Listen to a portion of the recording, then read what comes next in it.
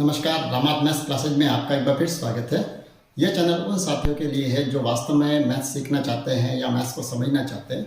उन साथियों के लिए बिल्कुल नहीं है जो केवल मैथ्स के प्रश्नों को शॉर्टकट के द्वारा ही हल करना सीखना चाहते हैं, क्योंकि मैं ये नहीं कहता कि शॉर्टकट्स हमारे कहीं उपयोगी नहीं होते।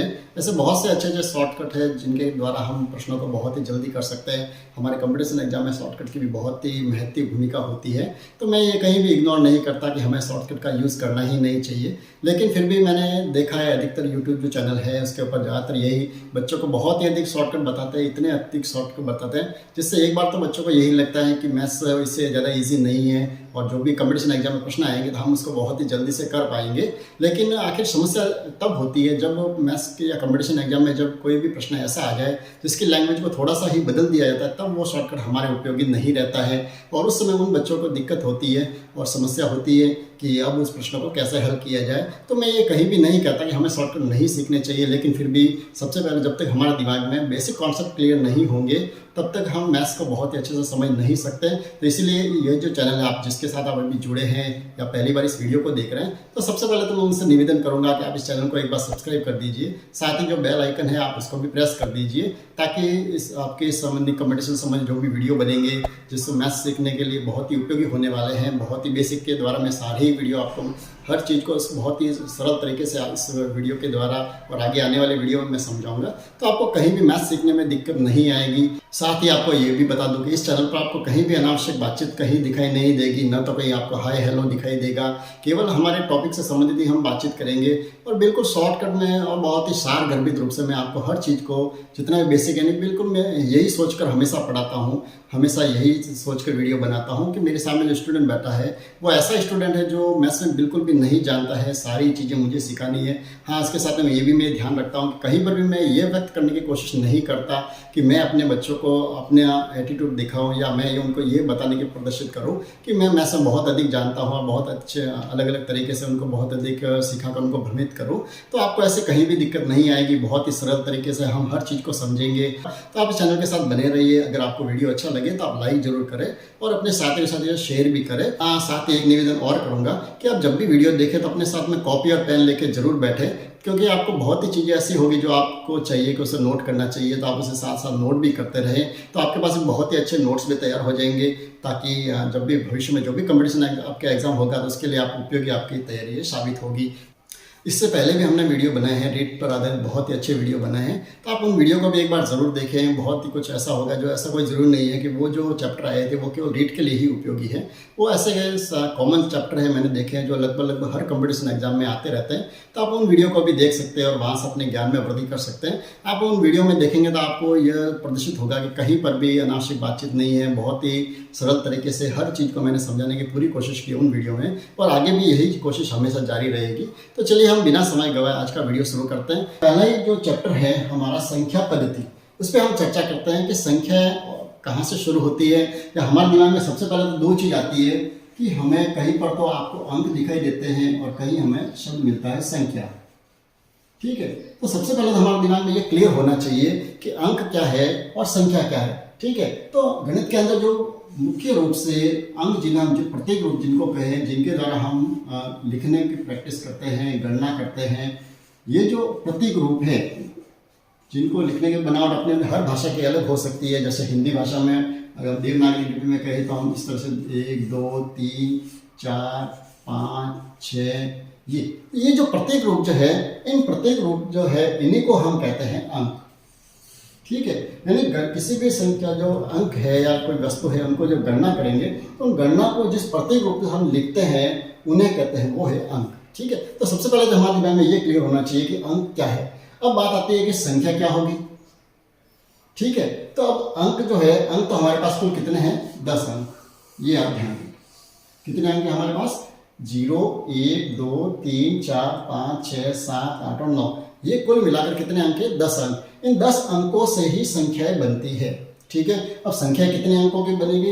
यानी एक अंक भी हम ले सकते हैं या एक से अधिक भी हम कितने भी अंक ले सकते हैं। ठीक है, एक या एक से अधिक जो अंकों को हम लेंगे तो अंकों का समूह जो होगा, क्या बोलते हैं इसको हम गणित की भाषा में से कहें तो समूह। तो एक या एक से अधिक अंकों का जब समूह हो जाएगा तब जाके वो बन जाएगी हमारी संख्या। ठीक है, यानी सबसे पहले हमारे में ये होना बहुत जरूरी, क्योंकि ऐसे कंपटीशन एग्जाम में बहुत सारे प्रश्न आते हैं जहाँ पर हमें अंक, कहीं अंक लिखा हुआ होता है, कहीं संख्या शब्द भी मिलता है। तो हम जब इसमें भ्रमित नहीं होंगे तो हमारे प्रश्न कभी भी गलत नहीं होंगे। ठीक है, अब एक या एक से एक अंक का कैसे, जैसे मान लो कि मैंने यहाँ 2 लिखा है, कहीं पर 2 वस्तुओं की तो हमें तुलना करनी है या 2 वस्तुओं को प्रदर्शित करना है, तो ये जो 2 जो मैंने लिखा है ये वास्तव में संख्या भी है और ये अंक भी है। अब इस 2 के साथ में अगर मैं यहाँ पर कुछ और लिख दूँ, जैसे मैंने लिख दिया 2 और 5, ठीक है, तो बहुत ही सिंपल से हम शुरू कर रहे हैं। तो 2 और 5, तो ये कौन सी संख्या बन जाएगी, 25। ठीक है, तो ये तो बन गई संख्या। अब इसमें अंक कितने हैं, तो इसमें ये एक अंक और ये दूसरा अंक, तो यानी कितने अंक हो गए इसमें, 2 अंक। ये ध्यान, यानी प्रश्न जब ऐसा आता है कि कई बार आता है कि 2 अंकों की सबसे बड़ी संख्या बताइए या 3 अंकों की सबसे छोटी संख्या बताइए, और वहां पर आपको अंक और संख्या दोनों ही शब्द साथ में मिलते हैं। तो जब हमें ये क्लियर हो जाएगा कि अंक का अर्थ है हमें ये जो अंक है इनको ही काउंट करना है, कितने अंकों को मिलाकर हमें संख्या बनानी है, तो वहां से हमें ये बिल्कुल समझ में आ जाएगा कि इससे क्या बनेगी, संख्या बनेगी। यानी जब उन समूह को अपन इकट्ठे, यानी अंकों को हम कहीं पर भी इकट्ठा करके लिख दें, ये छोटा सा लिखा, जैसे कई बड़े हम अंक लिख दें, जैसे 9, 0, 5, 7, 5, 6। अब जैसे मैंने ये इतने अंकों को एक साथ लिख दिया, अब जब इनको मैंने एक साथ लिखा है, कितने अंक हो गए इसमें, 1, 2, 3, 4, 5 और 6। तो ये जो संख्या बनी, कितने अंकों की संख्या बनी है, ये 6 अंकों की एक संख्या बन गई है। ठीक है, अब इसको हम लिखना और पढ़ना भी सीखेंगे, लेकिन सबसे पहले हम इनको एक बार क्लियर कर देते हैं। अब मैं इसी संख्या को अगर कहीं पर आपके ये इस तरह से अगर लिखी हुई हो, 9, 0, 5, 7, 5, 6, अब इसको अगर पढ़ना है तो ये कौन सी संख्या है, तो यहाँ पर ध्यान रखें, ये कॉमा लगाने के बाद ये सब अलग हो गए, ये समूह नहीं है, ये पूरा एक समूह नहीं है। यहाँ पर ये सारे ही अंक जो है वो अलग अलग हैं, यानी इसको अगर संख्या रूप में पढ़ना हो तो ये कौन सी संख्या है, ये 9 है, ये 0 है, ये 5 है, ये 7 है, ये 5 और ये 6 है। यानी यहाँ पर ये संख्या तभी बनेगी जब इसको हम पूरे एक समूह के रूप में लिखें। ठीक है, तो यहाँ तक क्लियर हो गया। अब हम देखते हैं, जैसे एक एग्जांपल के लिए मैंने कोई संख्या लिखी है 3, 4, 5, 6 और 0। ठीक है, तो ये मैंने जब इसको समूह में लिख दिया है तो ये क्या बन गई, एक संख्या बन गई। ठीक है, अब हमें इस संख्या में किसी भी अंक का अगर हमें मान ज्ञात करना हो तो हम मान कैसे ज्ञात करें। ठीक है, अब यहाँ पर मान मैंने लिखा है। अब आपको कई बार जो आपकी गाइड है उसमें आपको ये दिखेगा कि इसमें किसी अंक का अंकित मान बताइए, या आपको कहीं ये दिखेगा कि इसमें किसी अंक का शुद्ध मान बताइए, या कहीं आपको ये दिखेगा कि इसका वास्तविक मान बताइए। ठीक है, या कहीं आपको ये भी दिख सकता है कि इसका जातीय मान बताइए, या आपको कहीं ये शब्द मिलेगा कि इसका स्थानीय मान बताइए। ठीक है, अब इतने सारे शब्द जब हमें गाइड में मिलते हैं तो जब हमारे पास एक बेसिक कॉन्सेप्ट क्लियर ही नहीं होगा कि ये मान कौन कौन से होते हैं, तब तक हम किसी भी शॉर्टकट के द्वारा, चाहे कितना ही शॉर्टकट आप जानते हो, तो ये हम प्रश्नों को हल कर ही नहीं पाएंगे। तो जैसा एग्जांपल के लिए मैं ये कहूँ कि इसमें 4 का अंकित मान बताइए कितना है। ठीक है, तो लेकिन जब हमारे दिमाग में ये होगा ही नहीं कि अंकित मान, शुद्ध मान, वास्तविक मान या जातीय मान क्या होता है, तब तक हम इसका मान लिख ही नहीं सकते।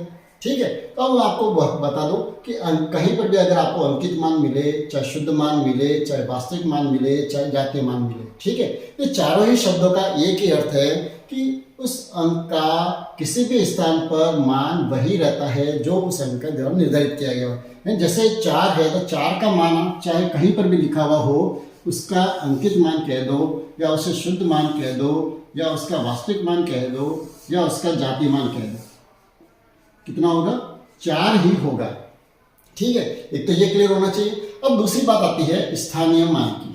ठीक है, अब स्थानीय मान देखिए नाम से स्पष्ट है कि स्थान वाला मान, जो इसका स्थान है, यानी वो अंक जो है जिस स्थान पर लिखा हुआ है, जैसे ये कहाँ पर लिखा हुआ है, अब यहाँ से तो देखें ये पहला और दूसरे स्थान पर है, और यहाँ से देखें तो पहला, दूसरा, तीसरा, चौथा स्थान है। ठीक है, तो जिस स्थान पर है उस स्थान पर इसका जो मान होगा वो कहलाता है इसका स्थानीय मान। अब यहाँ से हम पहला दूसरा स्थान नहीं देख सकते, हम गणित की भाषा पढ़ रहे हैं, तो गणित में ध्यान रखना जब भी हम स्थान निर्धारित करते हैं तो हम दाईं साइड से करेंगे, ठीक है। यानी यहाँ से हम इस स्थान निर्धारण करेंगे, ये हमारे लिए पहला अंक है, ये दूसरा अंक है, ये तीसरा अंक है, ये चौथा अंक है, ये पांचवा अंक है। तो पहले तो हमारे दिमाग में ये चीज होनी चाहिए कि अंकों का स्थान निर्धारण किधर से होता है, ठीक है। अब इसमें हमें अगर 4 का स्थान बताना है तो स्थान कौन सा होगा, पहला, दूसरा, तीसरा और चौथा स्थान। लेकिन हमें गणित की भाषा में इसको कहीं पहला, दूसरा, तीसरा, चौथा हमें नहीं लिखना है। जो पहला जो स्थान होता है उस स्थान को हम गणित की भाषा में बोलते हैं इकाई। कौन सा स्थान है ये, इकाई का अंक है ये। उसके बाद में ये कौन सा अंक है, ये दहाई का अंक है। ये कौन सा है, सैकड़े का।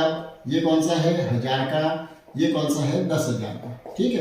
अब इसको हम ज़्यादा विस्तार में नहीं भी लेंगे क्योंकि ये तो हम कक्षा 3rd से पढ़ते हैं और सभी जानते हैं, बहुत ही अच्छे से सारी चीज़ों को जानते हैं। बस हमें को उनको एक अच्छे तरीके से बेसिक रूप से हमारे दिमाग में फिट करना है, तो इसीलिए मैं थोड़ा सा इसको क्लियर कर रहा हूँ। अब इसमें स्थानीय मान होगा क्या, तो ये जो इनके स्थान जो फिक्स किए हुए हैं उस स्थान पर उसका जो मान होगा, जैसे हम बात कर रहे थे 4 का, तो 4 कौन से स्थान पर है, 1000 पर। तो स्थानीय मान इसका जो होगा वो कौन सा होता है, जो इसका जातीय मान है। जातीय मान कौन सा होगा, जातीय मान तो वही होगा जो 4 लिखे हुए हैं, तो उसका मान कौन सा होगा, 4 ही होगा, ठीक है। उसके साथ में उसका जो स्थानिक मान है वो हमें लिखना है। अब स्थानिक मान से तात्पर्य क्या है, जिस स्थान पर है, जैसे वो इकाई के स्थान पर है, कौन से स्थान पर है, अगर इकाई के स्थान पर है तो उसका मान होगा 1। अगर वो दहाई के स्थान पर है तो दहाई का अर्थ क्या होता है, 10। सैकड़े के स्थान पर है तो उसका मान जो हो जाएगा कितना हो जाएगा, सैकड़े का होता है 100। उसके बाद में 1000 के स्थान पर है तो उसका हो जाएगा 1000। फिर 10,000 है तो हम जानते हैं 10,000। फिर आगे इसी तरह से लाख, 10 लाख, करोड़। तो ये जो इनके मान है ये कहते हैं इनके स्थानिक मान है। जिस स्थान पर है उस स्थान का मान है ये वाला, ठीक है। अब हमें किसी अंक का स्थानीय मान बताना है, जैसे हमें यहाँ पर 4 का स्थानीय मान बताना है, तो हम क्या करेंगे, 4 का जो मान तो 4 ही रहेगा, जातीय मान तो 4, उसके साथ में स्थान का मान जो है इकाई, दाई, सैकड़ा और 1000। तो 1000 का मान है 1000, यानी इस 4 जो अंक है उस अंक के स्थान जो 1000 के अंक में जो लिखा हुआ है वहाँ पर इस 4 का स्थानीय मान हो जाएगा 4000। यानी बहुत ही सिंपल है, हम आसानी से लिख सकते। जैसे 3 का अगर हमें पूछे कि 3 का स्थानीय मान बताइए, तो 3 का जातीय मान तो 3 और इसका स्थानिक मान कौन सा, इकाई, दाई, सैकड़ा, 1000, 10,000। यानी 10,000 से इसको गुणा कर देंगे तो इसका जो स्थानिक मान आ जाएगा वो आ जाएगा 30,000। ये आ जाएगा इसका स्थानीय मान। आगे बढ़ते तो हमने बात की है कौन सी, हमने एक तो बात की है जातीय मान की और एक की है हमने स्थानीय मान की, ठीक है। अब इन दोनों को जब समझ रहे हैं तो एक साथ में एक छोटा सा प्रश्न आ रहा है जो हमेशा कंपटीशन एग्जाम में आता रहता है, वो ये आता है कि ऐसा कौन सा अंक है जिसका चाहे वो किसी भी स्थान पर हो उसका जातीय मान और स्थानीय मान दोनों ही समान होते हैं। ये एक छोटा सा प्रश्न आता है, तो आप ध्यान रखें कि 0 एक ऐसी संख्या है, 0 कौन ऐसी संख्या है जो ये किसी भी स्थान पर इसका मान, जैसे 0 अगर यहाँ पर लिखा हुआ है, ठीक है, यानी कौन से स्थान पर, इकाई, दाई, सैकड़ा, 1000, 10,000। तो 10,000 के स्थान पर 0 का अगर जातीय मान पूछे तो 0 ही होगा और स्थानीय मान भी कितना होगा, 0। यानी 0 एक ऐसी संख्या है जो चाहे किसी भी स्थान पर है उसका जातीय मान अगर पूछे, जातीय मान और स्थानीय मान दोनों ही कैसे होते हैं, समान होते हैं, ठीक है। इसके साथ ये प्रश्न और आता है कि ऐसा कौन सा स्थान है जहाँ पर किसी भी संख्या का जातीय मान या स्थानीय मान बराबर होते हैं। ये भी एक प्रश्न कंपटीशन में खूब आता है। वापस दोहरा रहा हूं कि ऐसा कौन सा स्थान है, आपको स्थान बताना है, ऐसा कौन सा स्थान है जहां पर किसी भी अंक का, अंक कोई भी हो सकता है, चाहे 1 हो, 2 हो, 3, 4, 5, 6, 7, 8 या 9, कोई भी अंक वहां पर लिखा हुआ है लेकिन उस स्थान पर उसका जातीय मान और स्थानीय मान दोनों ही बराबर होते हैं। तो ध्यान रखें ये केवल एक ही अंक है, कौन सा है, इकाई का अंक। कौन सा अंक, इकाई का अंक। यानी इकाई के अंक पर जैसे 9 लिखा हुआ है तो 9 का जातीय मान तो कितना होता है, 9 हम वैसे ही जानते हैं, और इसका स्थानीय मान भी कितना होगा, स्थानीय मान इसका 1 के स्थान पर, इकाई के स्थान पर, तो इकाई के स्थान पर है तो कितना हो गया, उसका स्थानीय मान भी हो गया 9। यानी इकाई के अंक पर चाहे कोई भी अंक लिखा हुआ हो, उसका जातीय मान और स्थानीय मान हमेशा वही संख्या रहती है। तो आप इन दोनों को बहुत अच्छे से एक बार कॉपी में नोट कर लीजिए, क्योंकि ये भविष्य में आपके कंपटीशन में खूब काम आने वाले हैं। अब आगे बढ़ते हैं। अब हम संख्याओं के जो मेन जो प्रकार है, उन प्रकारों के बारे में भी हम बहुत ही अच्छे से एक बार समझ लेते हैं, क्योंकि हमारे कंपटीशन में खूब सारे ऐसे प्रश्न आते हैं जहाँ कहीं भी हमें ऐसे प्रश्न भी मिलते हैं जहाँ हमें ये लिखा होता है प्राकृत संख्याओं का योग बताइए, या पूर्ण संख्याओं का योग बताइए, या अभाज्य संख्या कौन सी है, भाज्य संख्या कौन सी है, पूर्ण संख्या कौन सी है, पूर्णांक क्या है, वास्तविक संख्या है। खूब सारे संख्याओं के प्रकार है, लेकिन आपको कई बार बहुत सारे चैनलों पे बहुत सारे प्रकार इसके बताएंगे, लेकिन वास्तव में इसके जो मूल जो प्रकार है वो उन्हीं की हम चर्चा करेंगे। बाकी जो अन्य जो प्रकार है, जिनको हम प्रकार न कह के संख्याओं के रूप कहते हैं, तो वो जो रूप है उनके बारे में अपन इस वीडियो में चर्चा करेंगे। अगर अगला बड़ा वीडियो बना तो हम अगले वीडियो में भी इसको चर्चा कर सकते हैं, क्योंकि ज़्यादा लंबा वीडियो बनाना भी मेरा उद्देश्य नहीं है, क्योंकि आपके लिए समय की कीमत बहुत ज़्यादा है, मुझे पता है कि कंपटीशन में हमारा एक एक मिनट बहुत ही कीमती होता है। तो कहीं भी अनावश्यक वीडियो को बड़ा करना भी मेरा उद्देश्य कहीं नहीं रहता है। तो चलिए हम आगे बढ़ते हैं। तो संख्याओं के जो मूल जो प्रकार है उनके बारे में हम सबसे पहले समझते हैं। तो पहला जो प्रकार है वो है प्राकृत संख्या। ठीक है, अब प्राकृत संख्या कौन सी होती है? जो प्राकृत नाम ही हमें ये मिला है, प्राकृत मिला है शब्द प्रकृति से, यानी प्रकृति में जो हमें वस्तुएं जो दिखाई देती है उन वस्तुओं को हम गिनना कहाँ से शुरू कर सकते हैं। यानी हमारे पास कम से कम कोई भी वस्तु हो तो एक वस्तु जरूर होगी, यानी एक वस्तु हो सकती है, दो वस्तु हो सकती है, तीन वस्तु, चार वस्तुएं, यानी वहाँ से लगाकर कितनी भी वस्तुएं हो सकती है, यानी अनंत तक। यानी जिसको असंख्य रूप से हम गणना करें तो अनंत तक जिसको कहें, या अनंत रूप तक जो संख्या है वो होती है। ठीक है, अब यहाँ पर आपको एक चीज़ दिख रही होगी, मैंने यहाँ पर केवल मात्र 3 डॉट लगाए हैं। आपको कहीं पर भी बहुत सारे YouTube चैनल भी दिखेंगे, बुक्स भी दिखेंगी, जहाँ पर आपको संख्याओं के जो समूह वो इस तरह से बताते हैं, 1 2 3 4 लिख दिया आगे, ऐसे ऐसे ऐसे कर दिया। यानी ये ध्यान रखें, तो ये इस तरह से ये जो डैश डैश डैश डैश किया हुआ, तो ये कहीं शुद्ध रूप नहीं है। अनंत को जो लिखने का तरीका है वो केवल 3 डॉट से ही लिखा जाता है। ये भी आप गणित की भाषा में थोड़ा ध्यान रखें, कि बहुत सारे चीज़ों इस बात से अनुभवी होते हैं कि गणित का पूरा ज्ञान नहीं होता है, तो वो उनको इस तरह से भी लिख सकते हैं। वैसे कोई गलत नहीं है, ये कुछ भी लिख सकते हैं। इसका अर्थ यही है कि ये कंटिन्यू आगे बढ़ रही है। लेकिन अगर इसको अनंत रूप में इसको दर्शाना है, जैसे मैंने यहाँ दर्शाया कि प्राकृत संख्या जो है वो कहाँ से शुरू होती है, 1 से शुरू होती है, और कहाँ तक होती है, अनंत तक। ठीक है, तो अनंत को जो दर्शाना है तो वो केवल मुझे 3 डॉट से ही उसको दर्शाया जाता है। ठीक है, ये तो छोटी सी चीज़ थी, मैंने बता दी। चलिए, तो अब ये जो प्राकृत संख्या है वो कहाँ से प्रारंभ होती है? 1 से प्रारंभ होती है, तो ज़्यादा बड़ा भी नहीं है। हम प्राकृत संख्या का अंतर जो है वो कितना है, सदैव एक ही रहेगा। एक संख्या कहीं भी जोड़ने से हमें अगली संख्या मिलती है, एक संख्या माइनस करने से हमें पिछली संख्या मिलती है, जिसे पूर्ववर्ती अनुवर्ती भी कहते हैं, वो भी हम बाद में अच्छे से समझेंगे। तो ये है प्राकृत संख्या। अब प्रश्न जो आता है वो हमें ये तो कोई पूछने वाला है नहीं कि प्राकृत संख्या कहाँ से शुरू होती है, 1 से शुरू होती है, इतना छोटा सा प्रश्न थोड़ी आएगा। प्रश्न जो मिलेंगे वो हमें ये मिलते हैं प्राकृत संख्याओं का, जैसे योग। प्रश्न जो मिलते हैं हमें, क्योंकि हम सीधे प्रश्नों की ही बात करें, क्योंकि हम बिल्कुल लंबा चौड़ा, मुझे कहीं इसको खींचने से क्या मतलब है कि मैं आपको पूरी डेफिनेशन लिखाऊं, इतना हमें जरूरत भी नहीं है। जितनी हमें जरूरत है हम उतना ही पढ़ेंगे। अब इसमें प्रश्न जो आता है वो एक तो हमें प्रश्न ये मिलता है कि प्राकृत संख्याओं का योग कितना होता है, या हमें जितने, जैसे हमें ये पूछा जाए कि प्रथम जो है वो n प्राकृत संख्या है, उनका योग कितना होता है। ज़्यादातर आपको ऐसे प्रश्न ज़्यादा मिलते हैं। ठीक है, तो n का अर्थ है यहाँ पर कोई भी संख्या दी हुई हो, हमें कितने अंक दिए हुए हैं या कितने पद दिए हुए हैं, उन संख्याओं का हमें योग करना हो तो हम कैसे करेंगे? सामान्य सा फॉर्मूला है, आप इसको नोट कर लीजिए, n ब्रैकेट n+1/2। यानी हमें जितनी संख्याओं का योग पूछा है तो आप उसको इस फॉर्मूले के द्वारा हम ज्ञात कर सकते हैं। ठीक है, जैसे एग्जाम्पल के लिए हमें अगर ये पूछा जाए कि हमें प्रथम 25 संख्याओं का योग ज्ञात करना है। ठीक है, 25 प्राकृत संख्याओं का योग करना है, ये भी हमें ध्यान रखना, क्योंकि प्रश्न ऐसा भी आता है पूर्ण संख्या का योग अगर करना हो तो वहाँ पर ये फॉर्मूला थोड़ा बदल जाता है। हमें 25 प्राकृत संख्या का योग क्या करना है, हम n की जगह क्या लिखेंगे, 25। तो यहाँ मैंने लिख दिया 25, पोस्टर यहाँ पर हो गया 25 + 1/2। ठीक है, ये हो गया 25 और ये कितना हो गया, 26/2। ठीक है, अब हमें क्या करना है, जो ब्रैकेट है तो ब्रैकेट का हटा दीजिए, इसके लिए हम क्या लगा देंगे, गुणा का निशान, /2। 2 से 26 को काट दिए कितनी बार, 13 बार। अब 25 को 13 से गुणा कर दीजिए, जैसा मेरा हमेशा से तरीका रहा है, हम वाली छोटे से छोटा गुणा है वो भी हम क्या करते हैं, बोर्ड पर करते हैं। कई बार बच्चे कमेंट भी करते हैं कि सर इतना सा गुणा आप क्या बोर्ड पे करते हैं, ये तो सर आप बाकी चैनलों पे तो सीधे ऐसे गुणा करके सीधे आंसर बता देते हैं।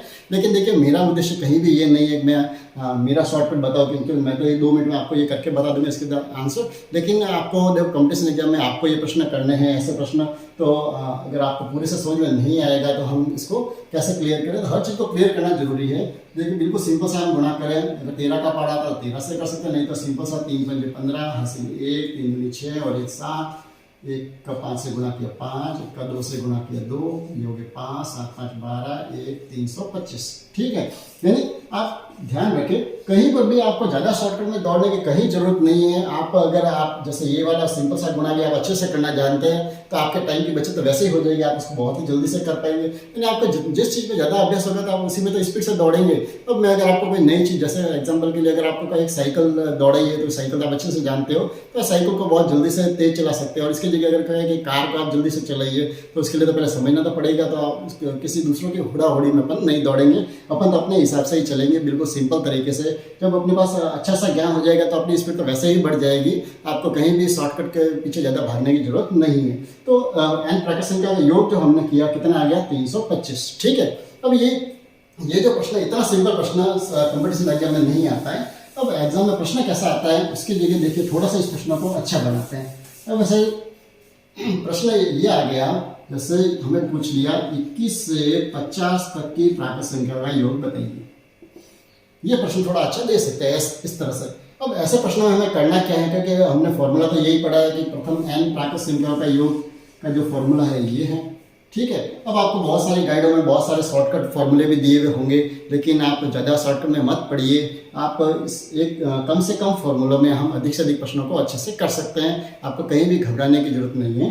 अब इस प्रश्न को हम देखो अगर सही तरीके से समझे तो इस प्रश्न को हम कैसे करें। जैसे हमारे पास संख्या अगर होती 1 2 3 से लगाकर पूरी 50 तक, ठीक है, तो अब उसका अगर हमें योग करने को कहते हैं तो हमारे पास ये फॉर्मूला सीधा साधा है। तो हम क्या करते हैं, सबसे पहले हम जो है अगर हमारे पास 50 संख्या होती तो उसका हम योग कैसे ज्ञात करते हैं। जैसे अभी अपन ने किया 50 गुणा 50 प्लस 1/2। ठीक है, इसको 2 को इससे कट कर दिया, कितने आ गए 25, ये हो गए 25, ये कितने हो गए 51। अब इनको गुणा कर दीजिए, ये 51, ये हो गए 25। अगर 25 का पारा आता है तो सीधा कर दीजिए, 25 एकम 25, 2 25 पंजे 125 और ये 127। ठीक है, कितने हो गए 1275। ये तो हो गया कितने, जब 50 संख्याओं का योग तो हमें ऐसा करना पड़ेगा। अब प्रश्न जो दिया वो दिया है हमें कि हमें केवल कहाँ से करना है 21 से 50 तक, यानी यहाँ 21 से 50 तक का हमें योग चाहिए। ठीक है, तो अब हमने जब 1 से लगाकर 50 तक का योग तो हमने कर दिया, कितना आ गया हमारे पास 1275। लेकिन हमें प्रश्न में केवल 21 से 50 पूछा है, यानी हमें जो है 1 से लगाकर 20 तक का योग की हमें जरूरत नहीं है। तो हम क्या करें, जब फॉर्मूला हमारे पास है तो क्यों ना हम ये करें कि 1 से लगाकर 20 तक का योग हम अलग ज्ञात कर लें। इसी फॉर्मूले से हमारा काम हो जाएगा। यानी 1 से लगाकर 20 तक का योग कितना हो गया, 20 संख्या है, एन की जगह हम लिख दिया 20, ये हो गया 20 प्लस 1 21, कितना हो गया, 2 को 20 से काट दिया 10, ये हो गया 10 और ये कितना हो गया 20 हो गया 21, यानी कितना हो गया 210। अब हमें करना क्या है, केवल जो हमने 50 तक का योग किया है उसमें से 20 तक का योग का उसमें माइनस कर दीजिए, आपके 21 से 50 तक का योग मिल जाएगा। यानी ये जो 1275 है उसमें से हम 210 को माइनस कर दीजिए, कितने हो गए, 0 में से 5 गए 5, 7 में से 1 गए 6, 0 1, 1065 जो है वो हो जाएगा हमारा आंसर। ठीक है, यानी कहीं भी आपको ज़्यादा शॉर्टकट की जरूरत नहीं है। हमारे पास अगर ये बेसिक फॉर्मूला है इससे हम प्राकृत संख्या का योग हम ज्ञात कर सकते हैं, चाहे फिर वो प्रश्न प्रथम एन प्राकृत संख्या योग पूछे या कहीं आपको बीच में से पूछे तो हम इसका योग कर सकते हैं। तो प्राकृत संख्या संबंधित दूसरा जो प्रश्न आता है वो हमें इस तरह से मिलता है कि अगर हमें ये लिखा जाए कि प्राकृत संख्या जो दी हुई है और उनके ऊपर वर्ग दिए हुए हैं, जैसे 1 का वर्ग, 2 का वर्ग, 3 का वर्ग, 4 का वर्ग, और इस तरह से अगर हमें पूछा जाए, जैसे हमें पूछ लिया कि 10 तक के वर्गों का योग बताइए, ये भी प्राकृत संख्या का प्रश्न है। तो इस तरह का जो प्रश्न आ जाए, जैसे यहाँ पर आपको कहीं भी ऐसा नहीं है कि प्राकृत संख्या के योग का जो फॉर्मूला था कौन सा था, n कोष्टक n + 1/2 था, तो हम इसका स्क्वायर कर दें। ठीक है। तो इससे आपका आंसर नहीं आएगा, ध्यान रखें। इसके लिए दूसरा फॉर्मूला है, जब हमें क्या करना है, हमें प्रथम जो है वो n प्राकृत संख्याओं के वर्गों का योग करना हो। कैसी संख्या होनी चाहिए, ये तो प्राकृत संख्या, लेकिन उन प्राकृत संख्याओं के हम यहाँ पर वर्ग कर रहे हैं, तो वर्गों का अगर योग करना है तो योग कितना होगा, उसके लिए आप फॉर्मूला नोट कर दीजिए, n+1 कोष्टक 2n+1/6। थोड़ा फॉर्मूला बड़ा है, लेकिन हम जब इसको ऐसे प्रश्न जब अपन बार बार करेंगे तो ये जो फॉर्मूला है वो हमें याद हो जाएंगे। अब यहाँ पर भी वही n हमें कहाँ तक लेना है, जैसे हम 10 अंकों का योग करना है तो हम n की जगह लिख देंगे 10 यहाँ पर हो जाएगा 10 + 1, यहाँ पर 2n का मतलब है पहले 2 को 10 से गुणा करना है, फिर उसमें +1 करना है, ठीक है। यहाँ पर ब्रैकेट हम बदल देते हैं, क्योंकि मैथ्स में ध्यान रखें एक ही ब्रैकेट का यूज़ 2 बार नहीं होता है पास में, ठीक है। अगर छोटा ब्रैकेट है इसको हम बदल देते हैं। अपन में क्या है 6 को अपन बाद में काटेंगे, पहले ये तो हो गए 10, ये कितने हो गए 10 और 1 11, इसको आप सॉल्व कीजिए, 2 को 10 से गुणा कर दिया 20 और 1 कितने हो गए 21, ठीक है। अब है अपॉन में 6, अब इसको हम काट के सॉल्व कर लीजिए। देखिए इसको 2 से काट दिया 5, इसको 2 से काटा 3, 3 एकम 3, 3 7 21, क्या क्या बचे 5 गुणा 11 गुणा 7, ठीक है। 11 पंजे 55, 55 को 7 से गुणा कर दीजिए, बहुत ही सिंपल, 7 पंजे 35, 3 7 पंजे 35 और 3 कितने हो गए 38, 385, ये इसका मान ज्ञात हो जाएगा, ठीक है। ये का ये तरीका, अगर बीच में से संख्या दी हुई है तब भी आप उसका यूज कर सकते हैं। कैसे करेंगे, जैसे हमने प्राकृत संख्याओं का योग किया था वैसे इनका वर्गों का योग भी, जैसे मान लो अगर ये पूछ लिया 5 से 10 तक का योग बताइए, तो वही तरीका पहले हम 1 से 10 तक का योग कर देंगे, फिर उसके बाद में 1 से 4 तक का योग करके उसमें से हम माइनस कर देंगे, ठीक है। अब ऐसा ही तीसरा जो मेरे दिमाग में आ रहा है कि कई बार ये वर्ग की जगह हमें घनों का योग भी पूछा जाता है, ठीक है। क्योंकि कंपटीशन एग्जाम है तो वहाँ पर ये तो कोई श्योर नहीं है, कोई सिलेबस नहीं होता है कि सिलेबस में केवल इतना सा लिखा हुआ आता है कि आप प्राकृत संख्याएं पढ़नी है, ठीक है। अब उसमें क्या क्या पढ़ना है ये तो लिखा हुआ नहीं आता है, तो हम ये सारी चीज़ों को दिमाग में रखते हुए हर चीज़ों को अपन सॉल्व करने की कोशिश करेंगे। अब प्रश्न जैसे अगर ये आ गया 1 की घात 3 प्लस 2 की घात 3 प्लस 3 की घात 3 प्लस 4 की घात 3, मान लो ये प्रश्न है, और इसमें भी हमें जैसे मान लो पूछ लिया, केवल ज़्यादा बड़ा ना लेके मान लो 7 तक का योग पूछ लिया, 7 की घात 3, ठीक है। अब इसमें हमें इनके घनों का योग करना है, तो उसके लिए फॉर्मूला क्या होगा, तो ये ध्यान रखें, प्रथम n प्राकृत संख्या के घनों का योग। अब ध्यान रखें वर्ग का अर्थ क्या होता है, जब हम वर्ग और घन पढ़ेंगे उस समय मैं आपको बताऊंगा, लेकिन फिर भी हम थोड़ा सा हमारे दिमाग में होना चाहिए कि वर्ग का अर्थ होता है किसी भी संख्या का उसी संख्या से 2 बार गुणा होना, ठीक है। यानी वर्ग का अर्थ होता है, यानी घात 2 लिखी हुई हो या उस संख्या का 2 बार गुणा करें तो वो क्या होती है वर्ग संख्या बन जाती है। और घन का अर्थ होता है उसी संख्या का 3 बार गुणा, जैसे 2 का घन का मतलब होगा 2 गुणा 2 गुणा 2, यानी 2 का घन कितना हो जाएगा 8, ये उसका घन है। और वर्ग पूछा जाए तो केवल 2 बार गुणा, 2 दूनी कितने हो जाएंगे 4, तो ये हो जाएगा घन, ठीक है। तो इसको अपन जब स्टेप बाय स्टेप पढ़ेंगे तो इसको बहुत ही अच्छे से अपन पूरा समझेंगे, घन भी पढ़ेंगे, वर्ग भी पढ़ेंगे, घनमूल और वर्गमूल भी पढ़ेंगे, लेकिन हम बहुत ही सामान्य रूप से चल रहे हैं। सबसे पहले तो इसका घनों का योग करना हो तो उसके लिए क्या हमने फॉर्मूला भी जो किया था जस्ट पहला, जहाँ पर हमने n+1/2, ये किसका फॉर्मूला आपको याद हो, अभी थोड़ी देर पहले किया है, यानी हमने n प्राकृत संख्याओं का योग का ये फॉर्मूला है। अगर इस घन को हटा दो तो ये किसका फॉर्मूला है n+1/2, यानी ये n प्राकृत संख्याओं के योग का फॉर्मूला, ठीक है। अब इसी का अगर हम वर्ग कर दे, इसी का क्या कर दूं मैं अगर वर्ग, तो वो जो होगा वो इस घनों का योग हो जाएगा, ठीक है। दोनों फॉर्मूले बहुत ही मिलते जुलते हैं, लेकिन दोनों को अच्छे तरह से आप दिमाग में रखें, कहीं भी कंफ्यूजन नहीं हो, ये भी ध्यान रखें, क्योंकि n+1/2 ये तो है किसका प्राकृत संख्याओं के योग का फॉर्मूला, और अगर उसका पुनः वर्ग कर दिया जाए तो वो हो जाएगा उसके घनों का वर्ग, ठीक है। अब जैसे यहाँ पर मुझे 7 तक का योग करना है तो हम क्या करेंगे 7 + 1/2, और घात कितनी होगी इसकी 2, ये हो गए 7 और 1 कितने हो गए 8/2 की घात 2, ठीक है। 2 को 8 से हमने कट कर दिया, कितने हो गए 4, 7 का 4 से गुणा कर दीजिए, 7 × 4 = 28, और 28 का हमें गुना वर्ग करना है। अब ये बात आ गई यहाँ पर वर्ग की, ठीक है। यानी वर्ग का तात्पर्य क्या होगा, यानी हमें 28 को 28 से गुणा करना है। तो वो हमें घात 2 का अर्थ भी यही होता है कि किसी भी संख्या का 2 बार गुणा करना है, ठीक है। अब 28 का 28 से गुणा करना है, तो अगर आप वर्ग सीधे अगर आपको याद हो तो आप डायरेक्ट लिख लें, नहीं तो आप सिंपल सा गुणा कीजिए। 8 का 8 से गुणा कर दिया 64, 6 8 दूनी 16, 16 और 6 कितने हो गए 22, 2 का 8 से गुणा कर दिया 8 दूनी 16, हासिल 1, 2 दूनी 4 और 1 5, ये हो गए 4, 6 और 2 8 और ये हो गए 7, कितने हो गए 784। तो ये इसका आंसर हो जाएगा, ठीक है। अब जब ये प्रश्न अपन जब हल कर रहे हैं तो आप हमेशा ध्यान रखें कि आप जब कंपटीशन एग्जाम की तैयारी कर रहे हैं तो आपको 1 से लगाकर 25 तक की जो संख्या है, कितनी संख्या, 1 से लगाकर 25 तक की जो संख्या है उनके आप एक तो वर्ग आप अपने मौखिक रूप से इनको आप याद कर दीजिए, क्योंकि बहुत सारे प्रश्नों में इनकी हमको जरूरत पड़ती है।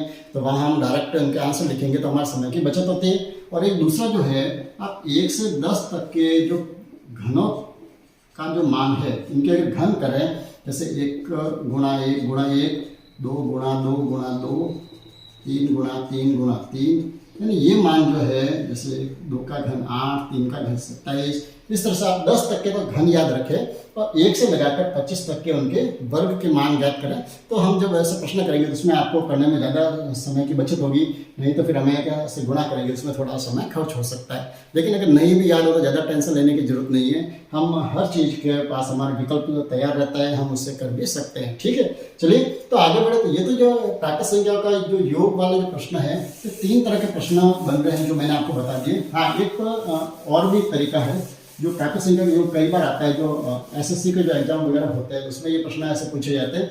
जैसे प्रश्न आता है ये जो प्राकृत संख्या है, जैसे एक बार प्लस का निशान, एक बार माइनस का, एक बार प्लस का, एक बार माइनस का, इस तरह से अगर हमें ये प्रश्न पूछा जाए तो जैसे इसका 50 तक का योग बताइए, इसका आंसर क्या आएगा, ठीक है। अब इसमें ध्यान रखना, जैसे दूसरी संख्या माइनस है तो 50 के भी आगे कौन सा निशान होगा, माइनस। सम संख्या आगे विषम, माइनस का ही निशान मिलेगा, ठीक। ऐसा जो प्रश्न आता है तो इसमें आपको क्या ध्यान रखना है, हमें एक तो ये देखना है कि अंतिम जो संख्या जो योग पूछा है वो हमें कहाँ तक पूछा है, क्या वो संख्या है सम संख्या है या वो विषम है।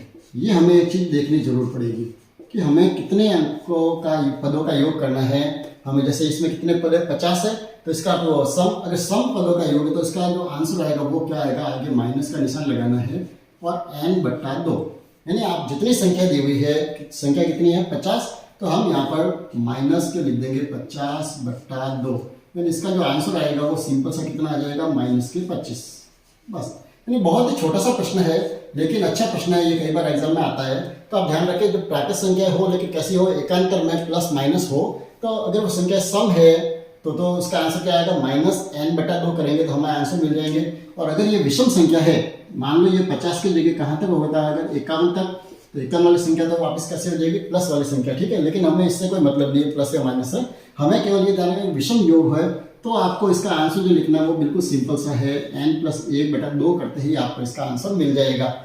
यानी कितनी संख्या, जैसे 51 है तो 51 + 1/2 यानी कितना हो गया, ये 52/2 यानी हो जाएंगे 26। तो 26 जो है वो हमें इसका आंसर मिल जाएगा। तो इस तरह के प्रश्न भी आपको दिखेंगे, इससे अच्छे प्रश्न है लेकिन वो फिलहाल हम नहीं कर रहे हैं। उन प्रश्नों को जब अपन अभ्यास प्रश्न करेंगे उसमें बहुत ही अच्छे से देखेंगे तो आपको हर चीज समझ में आएगी। आगे बढ़ते हैं और प्राकृत संख्या से संबंधित एक छोटे से जो प्रश्न जो मिलते हैं वो भी एक ऐसे प्रश्न आ सकते हैं। जैसे मान लो हमें ये पूछ लिया जाए कि एक अंक की सबसे छोटी संख्या कौन सी है, तो एक अंक की सबसे छोटी संख्या तो है कौन सी, क्योंकि संख्या कहाँ से शुरू होती है, 1 से, तो सबसे छोटी संख्या कौन सी होगी, 1। और एक अंक की सबसे बड़ी संख्या कौन सी होगी, 9, क्योंकि एक अंक वाले जो संख्या इतनी है 1 से लगाकर 9, यानी कुल कितनी संख्या हो जाएगी, 9।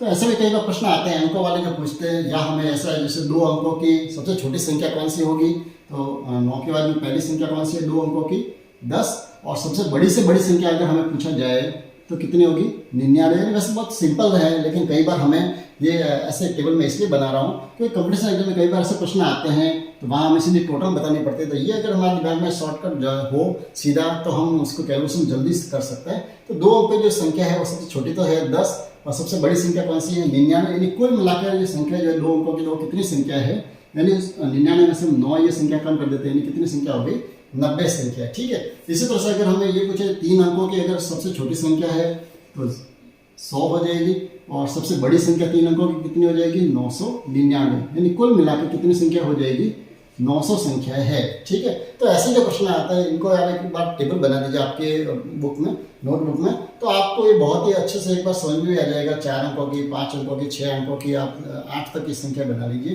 क्योंकि कई बार ऐसे प्रश्न आते हैं कि ऐसे कितनी संख्या है जिनमें 2 या 3 अंक है या उनको साथ में पूछा जा सकता है। तो जब हमें टोटल याद हो तो हम सीधा उसकी कैलकुलेशन कर सकते हैं, तो हमारे समय की बचत होगी। चलिए, कुछ जो अच्छे प्रश्न जो एग्जाम में आते रहते हैं वो मैंने आपके नोट किए हैं, आप इनको भी अच्छे से नोट कर लीजिए। पहला जो प्रश्न मैंने लिया है जैसे है 1 से लगाकर 100 तक की जो संख्या है, यानी कहने का तात्पर्य हम प्राकृत संख्या की बात कर रहे हैं, यानी 1 से 100 तक की जो संख्या है उसमें कुल मिला के कितने अंक आते हैं, यानी अंकों को हम गणना करें, जैसे 1 अंक के या 2 अंक के या 3 अंक के। वैसे 1 अंक की कितनी संख्या इसमें 9, 2 अंकों की कितनी संख्या आती है इसमें 90, और 3 अंकों की इसमें कितने संख्या है इसमें 1 संख्या। ठीक है, संख्या अगर पूछे तो हमारा प्रश्न जो जवाब होगा वो कितना होगा, 1 संख्या ये, 90 ये, और ये 1 है, तो कितने होगी, ये तो 100 संख्या होगी, इसमें तो कोई दोहराई नहीं है, आराम से हो सकता है। लेकिन अगर उसमें अंकों को काउंट करना हो तो कुल मिला के कितने अंक है, तो आप याद रखिए कुल मिला के उसमें 192 अंक होते हैं। कुल मिला के कितने अंकों का उपयोग होता है उसमें, यानी कोई 2 बार भी यूज होता है, कोई 3 बार भी है, तो कुल मिला के जो अंक है वो कितना होता है 1 से लगाकर 100 तक में जो है कुल मिला के 192 अंक का प्रयोग होता है। ठीक है, इसी तरह से अगर कई प्रश्न ऐसा आ जाए कि 1 से 100 तक की जो संख्या है उसमें कुल मिला के शून्य यानी जीरो कितने आते हैं, तो जीरो तो बहुत ही सिंपल सा है, वैसे 10 संख्या है जीरो वाली, लेकिन 100 में 2 जीरो आते हैं, तो कुल मिला के शून्य कितने हो जाएंगे उसमें 11। ठीक है, तो अगला जो प्रश्न है वो इस तरह का भी हो सकता है कि 1 से 100 तक की जो संख्या है उसमें अंक जो 1 जो लिखा उसकी आवृत्ति कितनी बार होती है, यानी कुल मिला के 1 से 100 तक की जो गिनती है या जो काउंटिंग है उसमें ये 1 जो है अंक वो कितनी बार प्रयोग होता है, तो उसका जो आंसर होगा आप सीधा याद रखें, कुल मिला के वो 21 बार यूज होता है। ठीक है, और अंतिम जो प्रश्न है वो इस तरह का जा सकता है, 1 की जगह जो शेष जो अंक है चाहे वो 2 हो या 3 हो या 4, 5 कुछ भी हो सकता है, उनकी आवृत्ति 1 से 100 तक में कितनी बार होती है, तो याद रखें सभी की आवृत्ति जो है वो 20-20 बार होती है, चाहे वो 2 हो या 3 हो, 2 भी 20 बार आता है, 3 भी 20 बार आता है, 4 भी 20 बार आता है। केवल एकमात्र 1 अंक जो है उसकी एक आवृत्ति ज़्यादा बार होती है, क्योंकि 100 में भी इसका उपयोग होता है, तो ये एक ज़्यादा है, ये आप ध्यान रखें। ठीक है, तो ये कुछ अच्छे जो प्रश्न जो थे मेरे दिमाग में जो आ रहे थे हम प्राकृत संख्याओं के बारे में, तो वो हमने आज क्लियर किए हैं। वैसे वीडियो बड़ा बन रहा है, तो बाकी दूसरी जो संख्या है उन संख्या को हम अगले वीडियो में डिस्कस करेंगे। तो आशा करूँगा आपको ये वीडियो बहुत ही अच्छा लगा होगा और आपके लिए बहुत ही उपयोगी सिद्ध होगा। तो अगर आपको वीडियो अच्छा लगा हो तो आप लाइक जरूर करें और अपने साथी से शेयर भी करें, ताकि उनको भी इनका बेनिफिट मिलेगा।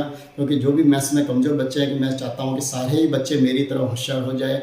मैं अपने आप की बड़ाई नहीं कर रहा, लेकिन फिर भी मैथ्स में बहुत ही अच्छे हो जाएंगे। तो क्योंकि अधिकतर जो कंपटीशन एग्जाम होते हैं उसमें मैथ्स की जरूरत हमें बहुत ही अच्छे से पड़ती है। तो जब तक हमारे पास बेसिक कॉन्सेप्ट सारा क्लियर हो जाएगा तो आपको कहीं भी रोकने वाला नहीं, आप हर कंपटीशन में सफल होंगे। इसी आशा के साथ और इसी विश्वास के साथ ये चैनल मैंने शुरू किया है, तो आप इस चैनल के साथ जुड़े रहे। साथ ही पहली बार इस वीडियो को देख रहे हैं या चैनल के साथ पहली बार जुड़े, तो उनसे एक बार पुनः आग्रह करूंगा कि आप चैनल को सब्सक्राइब कर दीजिए। साथ ही जो बेल आइकन है आप उसको भी प्रेस कर दीजिए, ताकि जो भी मैथ्स के जो वीडियो बन रहे हैं बेसिक, उन सब से आप कहीं भी वंचित नहीं होंगे और आपको उसका पूरा बेनिफिट मिल जाएगा। तो मिलते हैं अगले वीडियो में कुछ अन्य संख्याओं के बारे में जानने के लिए। धन्यवाद।